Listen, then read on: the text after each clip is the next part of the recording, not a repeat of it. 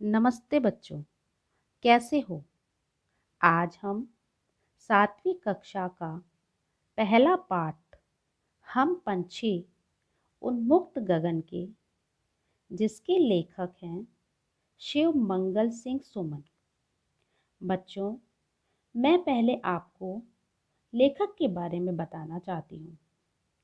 शिव मंगल सिंह सुमन एक प्रसिद्ध हिंदी कवि थे। उनका जन्म 5 अगस्त 1915 को उत्तर प्रदेश के उन्नाव जिले के झेंगरपुर में हुआ था।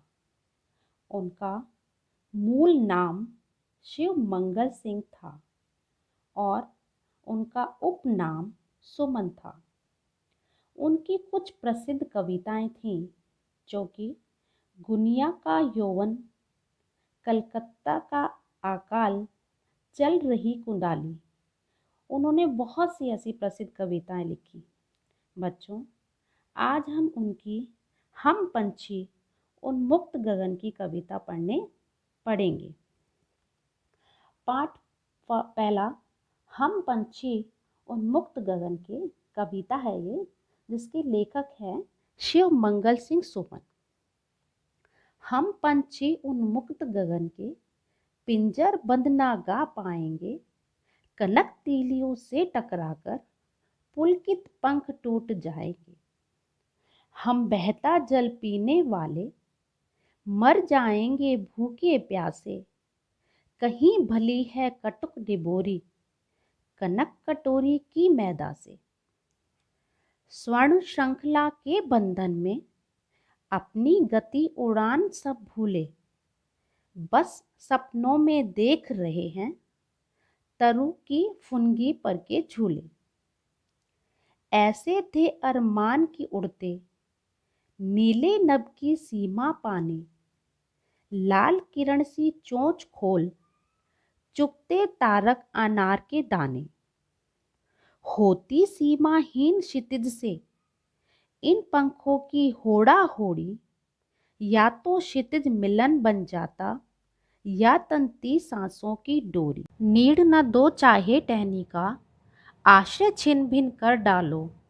नीड़ न दो चाहे टहनी का, आश्रय छिन भिन कर डालो, लेकिन पंख दिए हैं तो आकुल उड़ान में विधन न डालो। बच्चों, ये तो हमने कविता पढ़ी थी, अब इसका हम हिंदी अनुवाद करेंगे।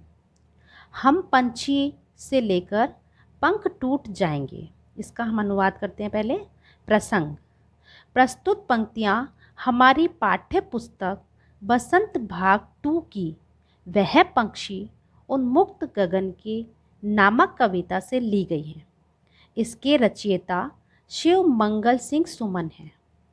इसमें कवि ने बताया है, कवि ने इस कविता में आज़ादी चाहने वाले पक्षियों के मनोभाव का चित्रण किया है। व्याख्या। प्रस्तुत काव्य पंक्तियों में कवि उन पक्षियों के मनोभाव को बता रहा है जिन्हें सबसे प्रिय अपनी आज़ादी है।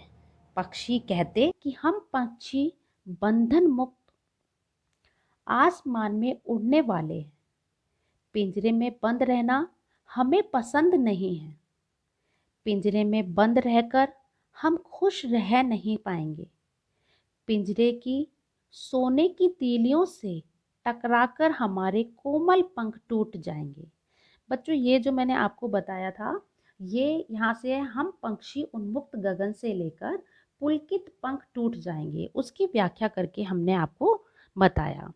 अब आगे देखो, हम बहता जल पीने वाले से लेकर कनक कटोरी की मैदा तक, हम इसका आपको व्याख्या बताते हैं। अभी हमने आपको प्रसंग करवाया था, वो हर व्याख्या में आपको पहले पहले लिखना पड़ेगा। आगे पंछी कहते हैं कि हमें नदी का बहता हुआ पानी पीना अच्छा लगता है। पिंजरे में रहकर हमें कुछ भी खाना पीना नहीं अच्छा लगता। हमें सोने की कटोरी में मैदा से ज़्यादा कड़वी निबोरी खाना अच्छा लगता है। इस तरह यदि हम पिंजरे में रहेंगे तो भूखे प्यासे ही मर जाएंगे। ये हमारी व्याख्या, हम बहता जल पीने से लेकर कनक कटोरी की मैदा तक इसकी व्याख्या की गई है। उसके बाद आगे है स्वर्ण श्रृंखला से लेकर पर के झूले। वे कहते हैं कि हम सोने की जंजीरों में बंद कर हम अपनी उड़ान और गति को भूल गए हैं। अब तो बस पिंजरे में रहकर सपनों में ही पेड़ों की टहनियों के किनारों पर झूला झूलते हैं। ऐसे थे अरमान की उड़ते से लेकर चुगते तारक अनार के दाने।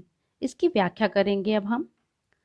वे अपनी इच्छा को व्यक्त करते हुए कहते हैं कि हम इस नीले आसमान में इतना ऊंचा उड़ें कि आकाश का अंतिम छोर पालें और सूरज की लाल किरणों के समान चोंच खोलकर तारों के जैसे अनार के दाने चुग लें। होती सीमाहीन से लेकर सांसों की डोरी। इन पंक्तियों में पक्षी अपनी इच्छा को व्यक्त करते हुए कहते हैं कि हमारी यह इच्छा है कि हम स्वतंत्र होकर क्षितिज यानी आकाश और धरती के मिलन के स्थान तक जाने की उड़ान भरें।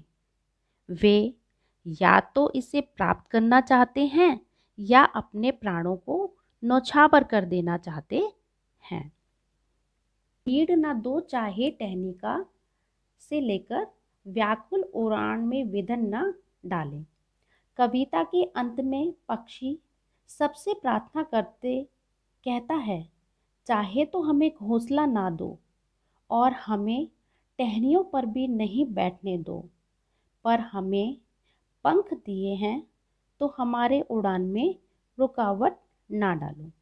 बच्चों, यह था इस कविता का अनुवाद, जो कि मैंने इसे सरल तरीके से समझाया है।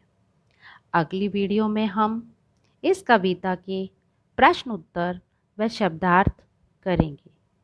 अगर मेरी वीडियो आपको पसंद आई हो तो लाइक व सब्सक्राइब ज़रूर करें।